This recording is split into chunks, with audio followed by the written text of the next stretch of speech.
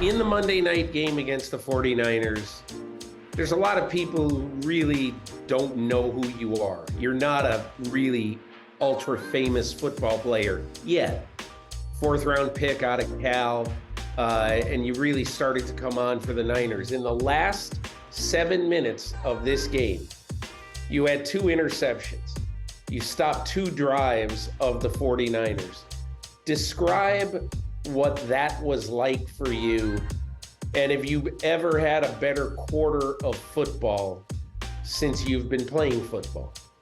No, I think that was for sure the best quarter I've ever had, especially the heightened environment of it being a Monday night game against the best team in the league at the time.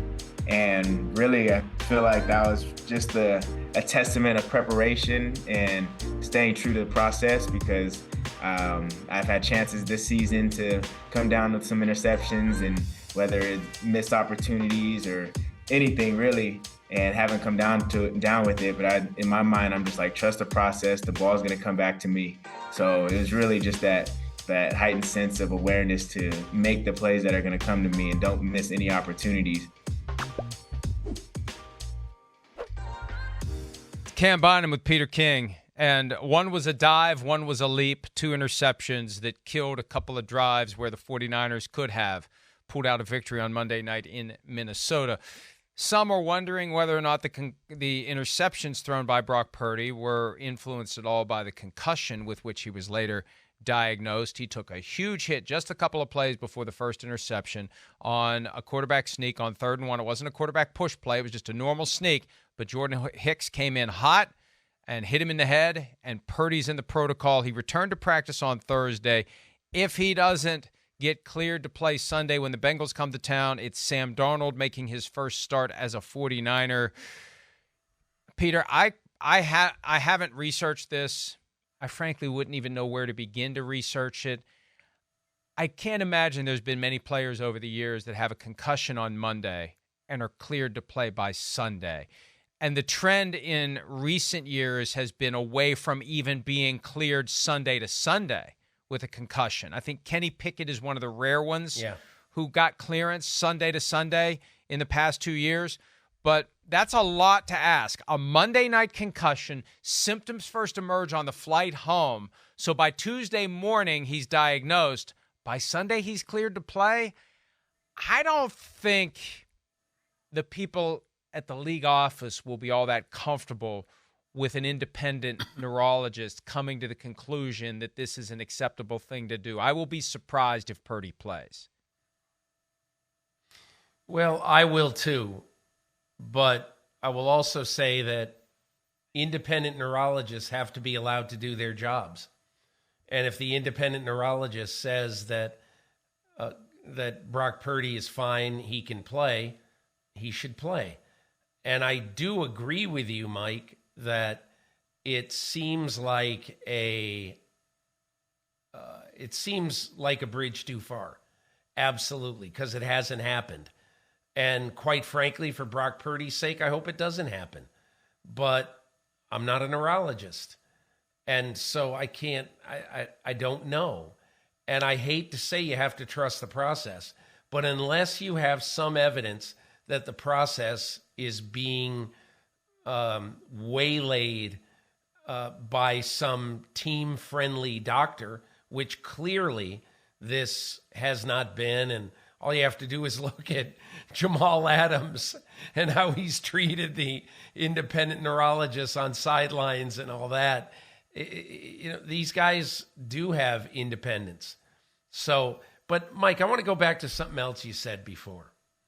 And that is, people think that maybe, possibly, whatever, that having been concussed now on the play that likely concussed him, I went back and I added up the numbers, and get this. In Brock Purdy's first 187 passes this year, he threw 1 interception. Then there's the line of demarcation of the concussion. In his last 6 passes, he's thrown 2. And here's the thing that if we have that interception, the second one, now, you're seeing the play where he gets hit in the helmet, and clearly this could have and likely was the play where he got concussed. But I just wanted to make the point that when I was watching that game Monday night and I saw that second interception that he threw downfield into traffic, my first thought was, Brock Purdy does not do that. He just doesn't do that.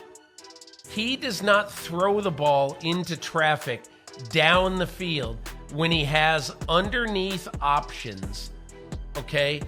And underneath options that are open, okay? And, clearly, I think that was Ray McLeod. I'm not sure. But clearly, he wasn't open. And so I'm not saying, see, brain fog, that did it. The concussion did it. I don't know what did it. All I can say is, and I'm on 97.3 The Game in San Francisco every Tuesday, late afternoon. And I said exactly that. I said what was weird about that is that that's not a throw that you hardly ever see Brock Purdy make. He makes intelligent decisions downfield. He doesn't throw into traffic like that. So, again, I don't know what happened. It could have nothing to do with it. So I don't know.